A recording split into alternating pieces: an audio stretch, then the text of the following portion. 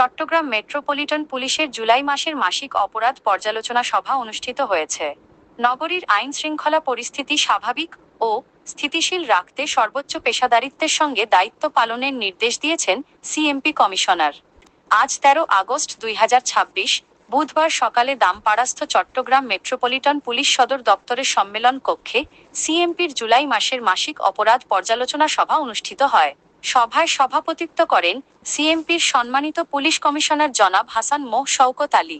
সভায় police commissioner মহোদয় নগরীর সার্বিক আইন শৃঙ্খলা পরিস্থিতি স্বাভাবিক রাখতে সকল থানা এবং মহানগর গোয়েন্দা বিভাগকে সর্বোচ্চ সতর্কতা ও দায়িত্বশীলতার সঙ্গে কাজ করার নির্দেশ দেন।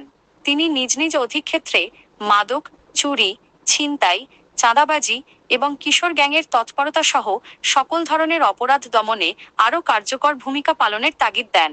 একই সঙ্গে হত্যা মামলা সহ অন্যান্য অভিযোগ দ্রুত নিষ্পত্তি এবং ওয়ারেন্ট তামিলের গতি ত্বরান্বিত করার ওপর বিশেষ গুরুত্বারোপ করা হয়। এছাড়া ট্রাফিক ব্যবস্থাপনার উন্নয়নে ফিটনেসবিহীন ও অননুমোদিত যানবাহনের বিরুদ্ধে কঠোর আইনানুগ ব্যবস্থা গ্রহণ এবং সড়কে শৃঙ্খলা প্রতিষ্ঠায় কার্যকর পদক্ষেপ নেওয়ার নির্দেশ দেন সিএমপি কমিশনার।